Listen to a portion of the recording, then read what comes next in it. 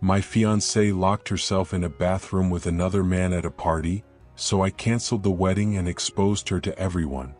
Now she's begging for forgiveness. This happened a while ago, but I'm writing it now. I don't know why. My fiancée, who I'll call Clara for this story, and I were set to marry in 6 weeks. The venue was booked, her dress bought, the non-refundable honeymoon fully paid. Invitation sent, gift registry done. We were neck-deep in wedding planning. She counted down every morning. I genuinely thought I was marrying my best friend. Instead, I dodged a bullet by not marrying a monster. Last Saturday, I went to a party her friend Laura threw at a lake house rented through Airbnb, a sort of end-of-summer bash. Not my scene anymore, but Clara begged me to go, saying it'd be one last wild night before everything changed. Looking back, maybe that was her plan all along. We arrived and it was instant chaos. Cheap liquor, Bluetooth speakers, people doing body shots on patio chairs, acting like we were back in college. I tried to settle in, grabbed a beer, thinking we'd leave in a couple of hours. Clara started downing tequila like she was in a drinking contest. Within an hour, she was dancing with some guy, Salazar, ignoring me completely, taking flirty selfies with other guys like she was single. I pulled her aside and said she was crossing a line, that it was disrespectful to act like that in front of me. I told her, "You're pretty drunk. Maybe it's time to go or I'll leave alone." She rolled her eyes and said, "Seriously, relax, Dad," then walked off. That was the last time we spoke that night. That I knew something was off, but I didn't think it'd go that far. Around midnight, I noticed she was gone, not on the deck, not in the kitchen. I asked around. Someone said, "Oh, she went upstairs with Lucas." Lucas, a guy from our old friend group, always had a thing for Clara but stayed on the edge. I didn't like him but trusted her. I was an idiot. I went upstairs. The bathroom door was locked. Loud music played from a phone inside. I knocked. Nothing. I called her name. Same. Then I heard laughter, Clara's and his. I knocked harder. Dead silence. I waited, knocked again. Nothing. I stood there, listening to whatever was happening. 10 minutes later, the door opened. Clara stumbled out, laughing, hair messy, lipstick smeared, shirt misbuttoned. Lucas followed, nodding at me like I was a stranger, and walked off. Clara saw me and said, "What?" Like I was the weird one. I didn't say a word. I brushed past her, went downstairs, out the front door, got in my car and left. Back at our apartment, I packed a bag and slept on a friend's couch. The next day, I left my key at her parents' house in an envelope with a note. Wedding canceled. The cheating bitch knows why. I meant to sound cryptic but wasn't subtle. Her mom tried calling. I didn't answer. Her sister sent a long text about it being a mistake and to talk to Clara. I feel sorry for whoever dates her. Infidelity must run in the family. Maybe not the mom, but I didn't answer her either. I had no energy and talking wouldn't change anything. My relationship with her daughter was done. If she wants to explain to 120 guests why there's no wedding, that's her problem. I'm not cleaning up her mess. I'm not going to couples therapy with someone who locked herself in a bathroom with another guy. I haven't spoken to her since that night, blocked her everywhere, and don't care about her side of the story. I was engaged to someone I loved and trusted completely, and she threw it away in one night, laughing in my face like it was nothing. Screw her. I'm not the calm, patient guy who forgives everything and gets stepped on. Let her explain to her family. I'm out. Update 1. Clara showed up at my workplace crying, saying it wasn't what it looked like. To those saying I should have heard her side, really? What side explains that? The only people who think there's an explanation are either polishing their horns every morning or cheaters who need others to buy their stories. I wasn't planning to update. I thought it was done. Clean break, no contact. Let her family handle the wedding fallout while I vanish. But Clara didn't get the hint from my cheating bitch note. She showed up at my job this morning. I work in a small, quiet office. Not used to drama where people bring donuts and whisper in cubicles. My co-workers knew I was engaged. Some were invited to the wedding and they knew it was canceled. Imagine their faces when Clara walked in frantic saying, "Can I talk to you please?" without checking with the receptionist. I went outside to avoid a scene, didn't want anyone choking on a donut. In the parking lot, she broke down crying, setting up her nonsense. She said, "It wasn't what it looked like. Lucas and I didn't do anything. We were just talking and didn't want to be interrupted. I was drunk and made a mistake not thinking how it'd look. Please don't throw everything away over one stupid night where nothing happened." My ex-fiancé must have gone to the school of dumb excuses for idiots who think others have fewer brain cells. As if the scene I witnessed wasn't enough to know they were spicing up the taco. I stood there, thinking of her locking that door, her laughter on the other side, Lucas's smug face as he walked past like I didn't matter. I told her, "You worked hard on that excuse, but it's not convincing. What's next? You were studying for a biology practical?" She tried another apology or whatever, but I cut her off with a growl. I said we were done, that I didn't care what she did with Lucas in the bathroom. I was glad it happened now. I wouldn't look like a fool at my wedding only to find out she cheated later. She argued the wedding was paid for, guests invited, and canceling would shame us both. I said it'd be more shameful to marry a woman whose panties hit the floor so hard they cracked the ground, and the only one embarrassed would be her when everyone knows the wedding's off because she's a cheating slut. Back inside, everyone avoided staring, but it was awkward as hell. I went to my desk, put on headphones and tried focusing, but my hands wouldn't stop shaking. Adrenaline hit late. Then her mom texted, saying Clara was a mess after our encounter and we should sit down like adults to end things. I replied that Clara ended it by acting like an adult, in an adult film. If I'd done the same, she'd have ruined me without blinking. Time to return the courtesy. The ring's still in my glove compartment.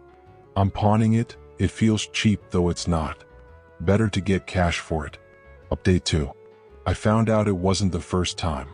My fiancé had a side mission the whole time, and I was just the safe bet. I thought the worst was that night. The bathroom, the locked door, her face when she saw me. I thought that was the ultimate betrayal. It was just the opening act. That it's been a week since I canceled the wedding and cut contact with Clara. I've stayed away, crashing with my friend, who's keeping me alive with beer and takeout until I'm human again. At least my diet's solid. My phone's a war zone, people calling and texting about the cancellation. I'm not in the mood to talk, so I reply with, "Ask the cheating bitch who gets dirty in party bathrooms." Yeah, cryptic. Nobody needs to know why the wedding's off, but I'd rather keep it private so no one learns my ex-fiancé was a filthy cheater in a party bathroom. I leave out the party part. Too many details. That it was just that until Lucas's ex-girlfriend, who I'll call Lucy, messaged me. Simple name to avoid slipping up with real ones. Never met her, but she found me on Instagram through mutual friends. Small world minus that jerk Lucas. Her DM said, "I think you deserve the truth about Clara and Lucas." I didn't see it for hours, so she sent more. Screenshots, texts, photos, DMs from months back, some from when Clara and I were deep in wedding planning, tasting cakes, sending invites, smiling for Instagram, polishing my antlers. Meanwhile, she was texting Lucas before bed. One message read, "Sometimes I feel like I'm marrying him because he's safe. You make me feel alive." This had been going on for over a year, not always physical but escalating. Secret meetups, confessions, sex, the works. For Lucy, the party wasn't even their first rendezvous. There were at least 3 others she could name. I asked why she was telling me now. She said Lucas dumped her last week, falling for someone else. Seeing Clara's name again broke her, so she dug deeper. She didn't want to be vengeful but couldn't stand me being in the dark. I told her it sounded vengeful and I was fine with that. These 2 deserve it. I thanked her. She owed me nothing but gave me what Clara never did, proof. Reading it wasn't pretty. It raised my temperature, pressure, and uric acid. But I needed to know what I was up against. I called Clara, first time in a week. She answered on the first ring, excited to hear from me. I didn't let her talk. I said, "I know about Lucas, the messages, everything." She cried, saying it got out of control. She didn't know how to stop, didn't want to lose me, but something kept pulling her back to him. I clapped, phone between shoulder and ear, and said, "Wow, really creative excuse." She swore she meant to end it before the wedding, that vows were a line she wouldn't cross, like a fresh start. As if we were at mile zero while she justified wrecking my life, like I'm the good guy who pays bills but doesn't thrill her. I thanked her for the truth or whatever it was, and for the confession I recorded. With Lucy's proof and my own non-vengeful plan, I blocked her after hanging up. Everyone says I dodged a bullet, but it doesn't feel like it. It feels like taking a shot to the chest and waking up to realize I was in front of the wrong firing squad the whole damn time. I pawned the ring yesterday for $500. Used some for a deposit on a short-term rental across town. I move next week. Update 3. Her family tried to arrange a restaurant meeting, and she showed up with Lucas.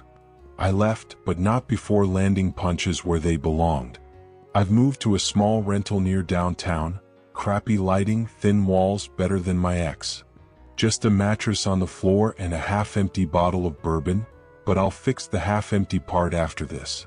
I need to find another bottle too. After my last update, I thought I was done. Blocked Clara, cut all ties, deleted the wedding chat, and told my parents to handle any wedding fallout. Then her mom called. I didn't answer. Her dad called. Her sister tried a video call. No response. Then a text. "We want to talk, just one meal.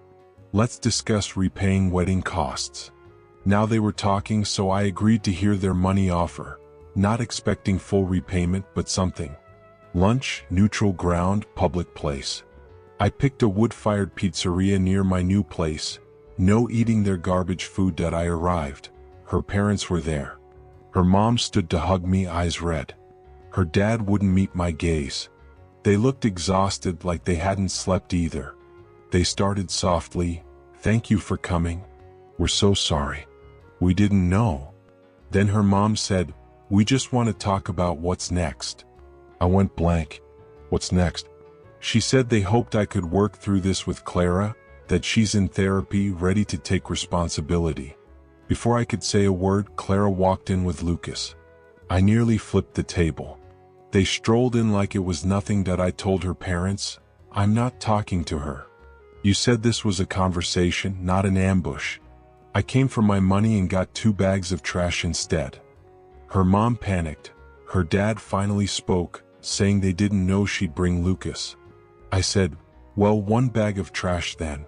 Clara interrupted, loud enough for the whole restaurant, "You have to hear both sides." I shot back, "I heard both sides in the bathroom, though I don't know which side he was on, front or back." Everyone stared. The waiter froze with a tray of glasses. Lucas had the nerve to say, "Bro, just let her talk." I cut him off. "Why don't you shut your damn mouth, bro?" He said, "I know you're mad your fiancé preferred me, but violence won't solve anything." I replied, "Wipe that smile off, because if you think you're winning, bad news. You're stuck with a cheater who screws anyone in party bathrooms, and she's still torn about coming back to me. Get your head out of your ass. We're here because she wants me back. But don't worry, you can keep her. I don't want that." He got mad, maybe the stairs or realizing I made sense, and started pushing me, saying, "Look, you little prick, your fiancé's been with me these weeks while you thought she wanted you back, so think again." After his 3rd or 4th shove, which I considered assault, I punched him square in the face, making him stumble. As he fell, I said, "Stay down, little prick." Teens at a nearby table yelled, "Hit him with a chair," but that'd be excessive self-defense. Without that rule, I'd have used the tray of glasses. Clara's dad told me to calm down, but I said there was enough for him too and left. I regret not returning to that place, but if anything broke, I hope they bill Clara, Lucas, or her idiot parents. It was a net positive night. I can't go back, negative. No wedding money yet, negative. Punched Lucas and humiliated him, positive. Suspect Clara's dad's a cuckold, neutral. My lawyer says I'm fine legally and we can sue Clara for wedding costs, positive. 2 negatives, 3 positives, I'll take it. Update 4. I haven't spoken to Clara since the restaurant ambush. I blocked everyone. Her, Lucas, her sister, even her dog. I've kept a low profile, working, trying not to drink myself to the floor nightly. I was starting to feel okay again. Then last week, I opened my mailbox to a thick envelope with gold lettering, no return address. I laughed when I opened it. A shiny card inviting me to Clara and Lucas's engagement party. Not only are they getting married, but they sent me an invite to be petty. 4 days, I didn't know what to do with it. It sat on my kitchen counter. My friend, the one whose couch I crashed on, saw it and said, "You should go." I laughed, but he was serious. "You've got recordings, proof? Go ruin their engagement." So I said, screw it. I wore a black denim shirt, no tie, and showed up on time to a fancy downtown bar with a terrace, string lights, and overpriced cocktails. If I wasn't paying, I'd enjoy it, right? I mingled without being noticed, waiting for more guests. Then I pulled out my phone, showing people. Some I knew, some I didn't. A video of the couple saying, "Want to see the future newlyweds?" Their faces were priceless. I added context. "This is from a few weeks ago. Clara saw me and asked what I was doing. I said I was attending the event I was invited to. She said it was a courtesy invite and I shouldn't be there, then told me to leave. Since I had the lawsuit papers, I handed them to her, said, 'You've been served,' and snapped a photo of her holding them. We're suing for all my wedding costs. She caused the cancellation by cheating. 10 minutes after I left, I got a text from an unknown number. Her using someone else's phone. 'You didn't have to come, that was low.' I didn't reply, just blocked it. Hours later, Lucas sent an Instagram story screenshot from another number, probably his, of them cutting a cake, captioned 'Love wins.' Neither was smiling. The vibe was off, not just from Lucas's bruised face. Comments were disabled an hour later. It's been fun, and this is just the start. Update 5. Lucas and Clara tried using my wedding and even changing my honeymoon tickets, but my lawyer blocked everything. Their weddings postponed, they couldn't hijack mine to save costs. My lawyer issued a cease and desist since the money came from my account. Not everything, but a lot. They also tried reassigning my honeymoon tickets, which isn't easy even if I didn't pay for them. Clara's being sued for the expenses. Once she pays me back, she can use the venue and vendors, like buying my share of a business to keep operating. Except the date passed and we didn't settle, so it's all wasted and she still owes me.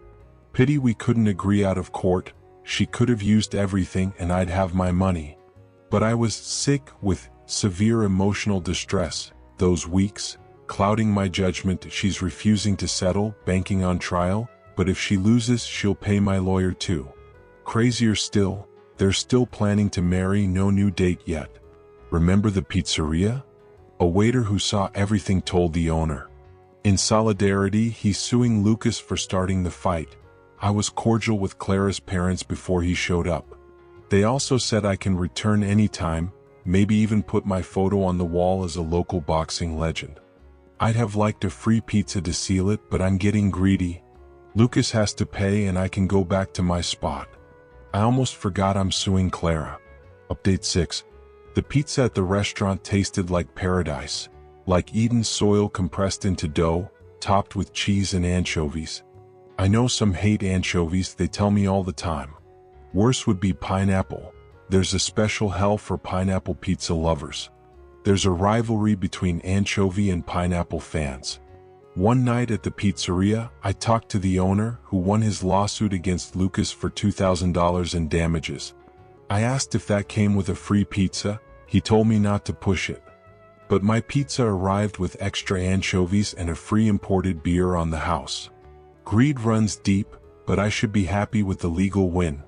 Pizza's Pizza.my lawsuit against Clara went well. I recovered most of the wedding deposits and expenses. She's free to use what's left of the wedding. Oh wait, there's no wedding. Lucas found out Clara was cheating with one of his friends and is pregnant with his kid. God, she's radioactive. No happy ending here. The baby's dad, Lucas's friend, doesn't want a kid, and it's past the point for termination if you catch my drift. I've got nothing against the guy, enemy of my enemy, but he's tied to my ex for life. A sad fate I miraculously escaped. That calls for a celebration at a special place. You know where?